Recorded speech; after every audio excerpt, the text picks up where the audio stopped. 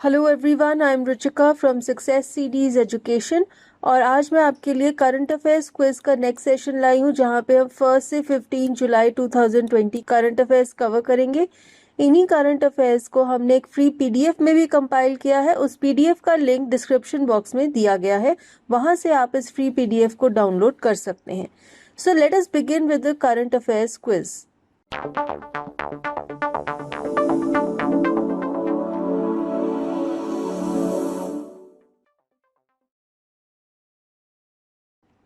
Question number 1. Union Housing and Urban Affairs Minister Hardeep Singh Puri announced launch of Prerak Daur Samman Awards for cities under the Swachh Sarvekshan 2021 on July 3, 2020. 4 out of the 5 categories are Divya, Anupam, Ujjwal, Udit. Name the 5th category. तो ये जो awards हैं, प्रेरक दौर सम्मान awards, इसमें 5 categories हैं। 4 categories के नाम दिए हुए हैं और आपको 5th कैटेगरी का नाम इन ऑप्शंस में से बताना है। The answer is option C, Arohi. Question number 2. Prime minister Narendra Modi on July 4 launch the digital India Atmanirbhar Bharat app dash challenge. तो ये ब्लैंक में क्या आएगा? आंसर है innovation.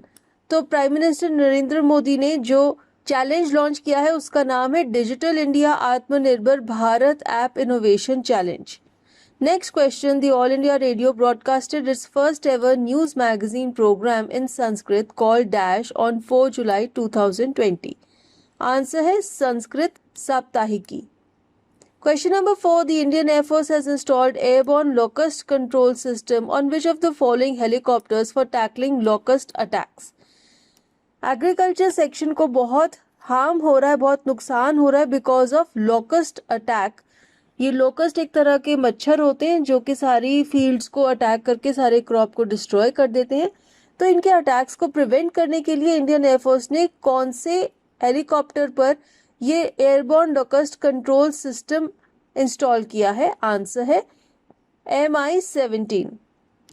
The Ministry of Home Affairs has constituted a national level committee for reform in criminal law. This committee will be headed by dash.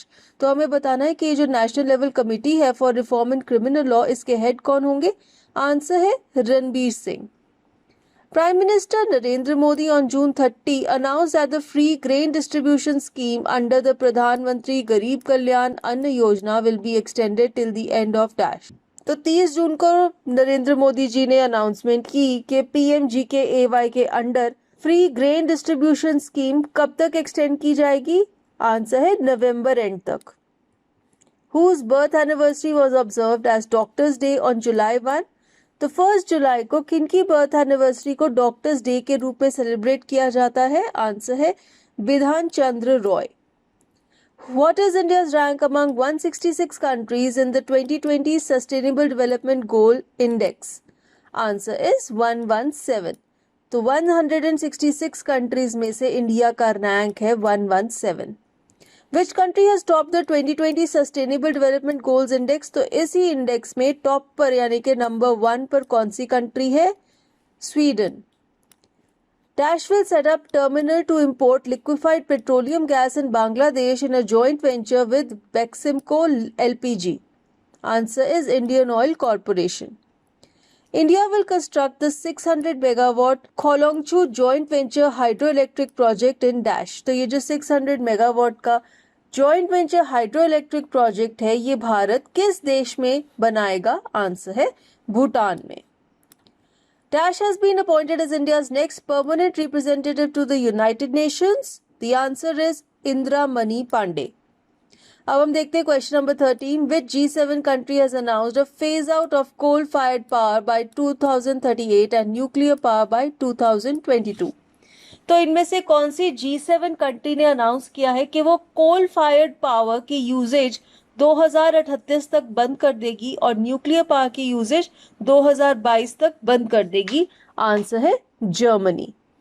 Question number 14. Which country has world's largest elephant population estimated to be around 1,30,000? Answer is Botswana. The 2020 Global Education Monitoring Report has been released by dash. तो इनमें से किस organisation ने ये report release की है? UNESCO. Question number 16. Gunmen attacked the Pakistan Stock Exchange building in Dash on June 29. तो 29 जून को पाकिस्तान स्टॉक एक्सचेंज की बिल्डिंग पर गनमैन अटैक हुआ. ये किस सिटी में लोकेटेड है? कराची में. The Inter-Parliamentary Union was set up in 1889. It is headquartered at which of the following places? Inter-Parliamentary Union का headquarters कहाँ पर है? जिनीवा में. Question number 18. Juan Guaido is the opposition leader in which country was recognized as president by Britain recently? Answer is Venezuela. तो ये Venezuela के opposition के leader है, लेकिन ब्रिटेन ने इन्हें वहां का प्रेसिडेंट रिकॉग्नाइज किया. ICMR is developing COVID-19 vaccine called Covaxin in collaboration with which company? Answer is Bharat Biotech. India's first plasma bank for COVID-19 patients became operational at the Institute of Dash and Biliary Sciences in New Delhi. तो इस institute का पूरा नाम क्या है? Institute of Liver and Biliary Sciences.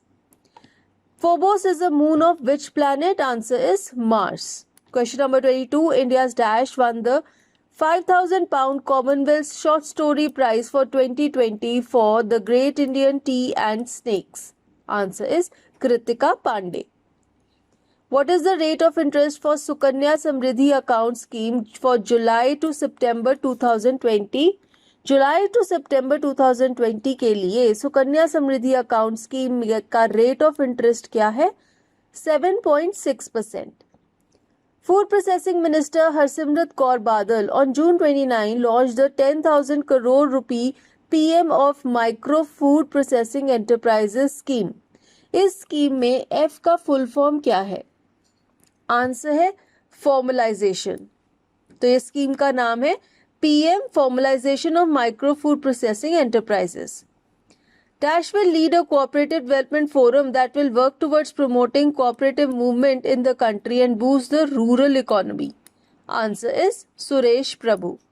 Question number 26. Which of the following will enter Nifty 50 index from July 31? Answer है HDFC Standard Life Insurance. Prime Minister Narendra Modi quit which Chinese microblogging site recently? Answer is Weibo.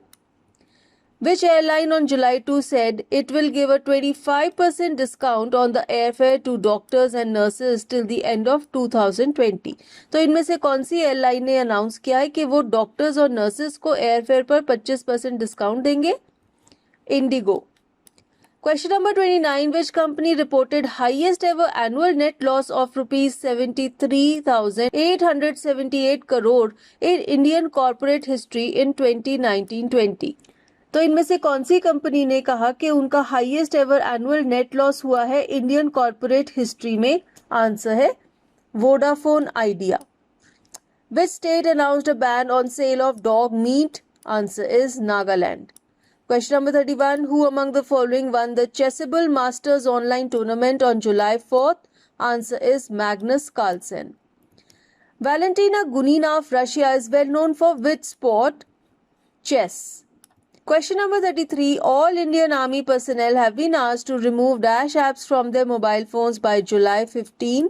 Answer is 89 mobile applications.